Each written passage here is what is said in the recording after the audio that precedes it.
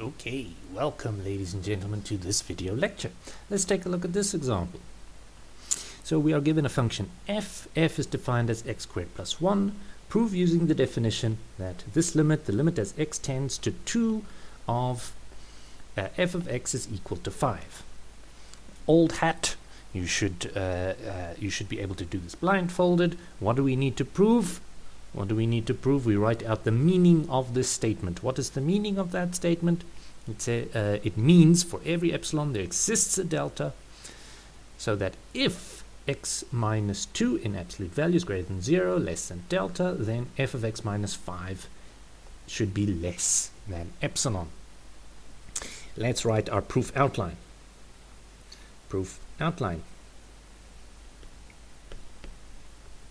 Okay, what do we want to prove? We want to prove for every epsilon. So we fix any epsilon greater than 0. Then what?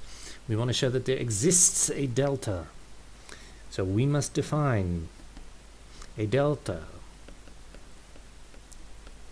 somehow. What are we allowed to use to define our delta? We're only allowed to use epsilon. That's the only symbol we're allowed to use.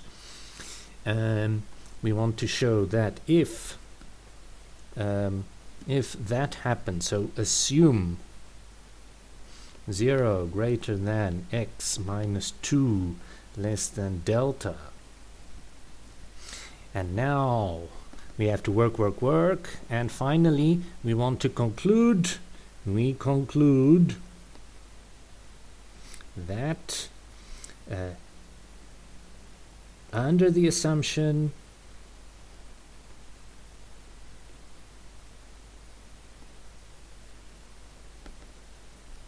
what is our assumption? 0 less than x minus 2 less than delta. We have f of x minus 5 less than epsilon. Okay, here we have our proof outline. This is purely mechanical. There is no thought involved here. Now the hard part starts.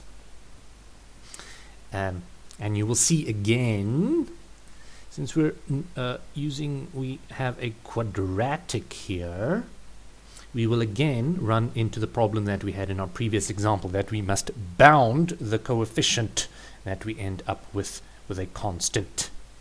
So let's see how that happens. So let me just copy this page, duplicate this page, and change it from proof outline to actual proof. Okay. So now, we assume that, what are we interested in? F of x minus 5.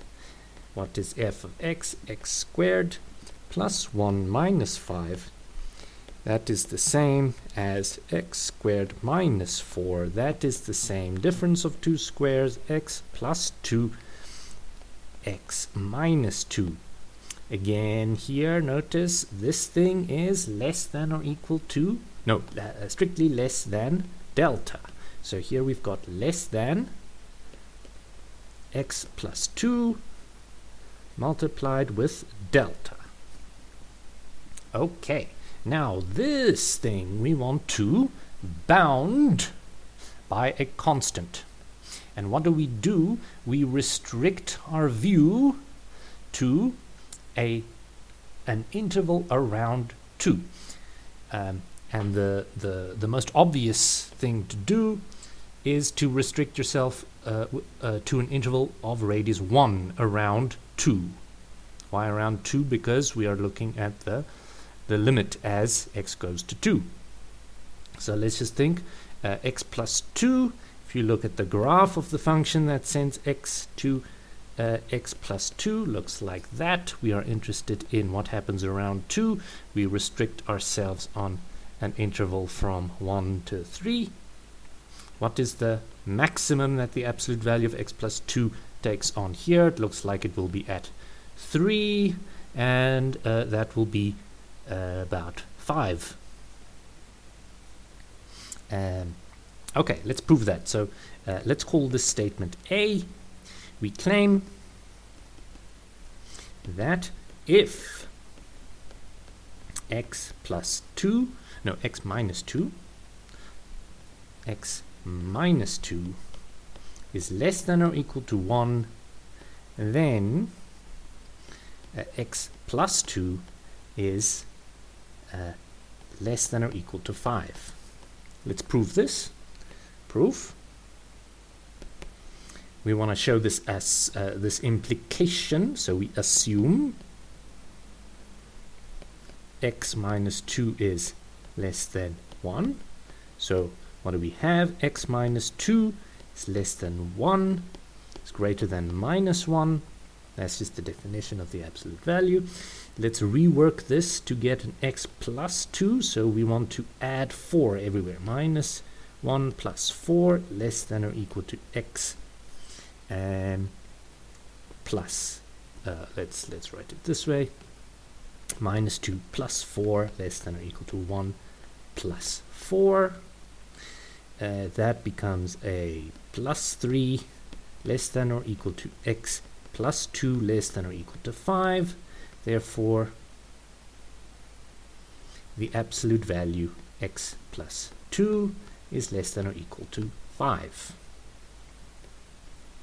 Okay, so this is part A. So this is a little aside that we have. So notice here this is under the assumption that x minus 2 is less than or equal to 1.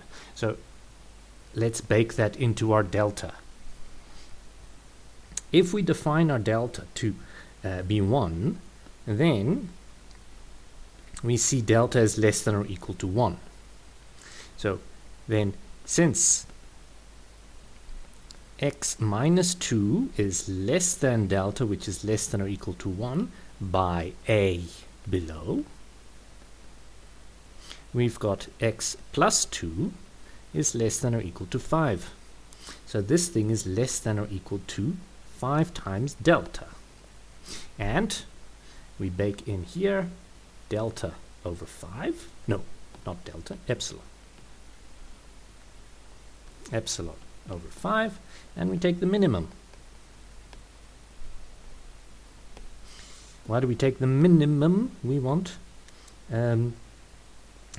to have delta to be less than epsilon over 5 and less than epsilon less than 1 at the same time. So we take the minimum of those two. So here we've got this is less than or equal to 5 times epsilon over 5. 5's cancel, we have epsilon. And there we are done. So here we have justification for that step. And here we have, let's say, a justification for that step. And there we're done.